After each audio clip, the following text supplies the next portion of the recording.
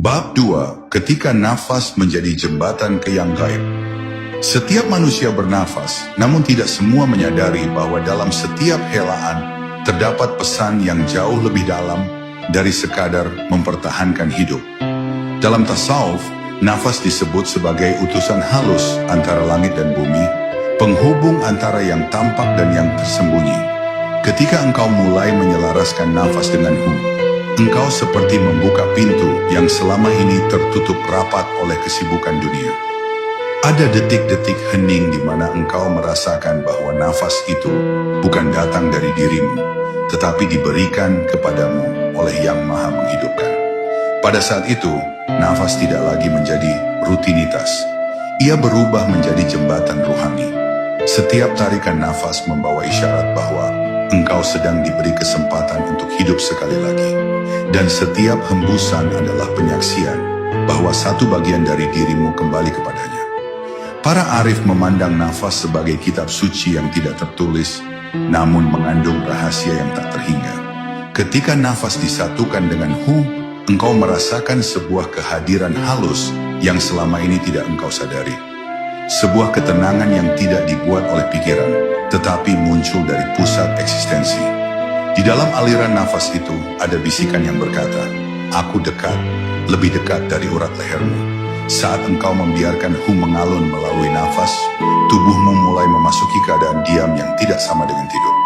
Ini adalah diam yang penuh kesadaran, diam yang membuka mata batin, bukan memejamkannya.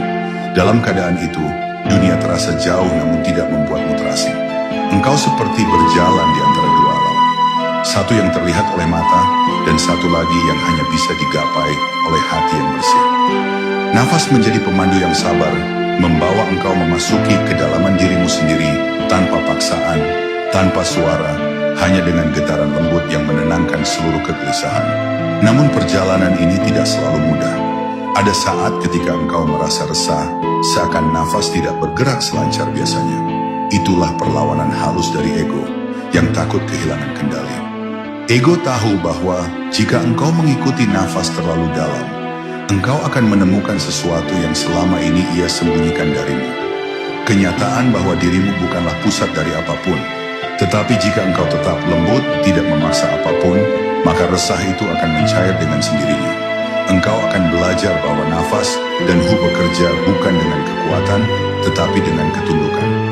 Pada akhirnya ketika nafas dan menyatu dengan sempurna, engkau mulai merasakan bahwa seluruh hidupmu sebenarnya hanyalah rangkaian nafas yang dipinjamkan oleh Allah. Betapa kecilnya engkau, namun betapa besar kasih-Nya yang terus mengalir tanpa henti. Nafas menjadi saksi bahwa engkau tidak pernah berjalan sendirian.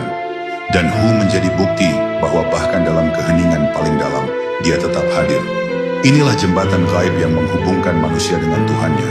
Jembatan yang tidak terlihat, tetapi paling nyata bagi mereka yang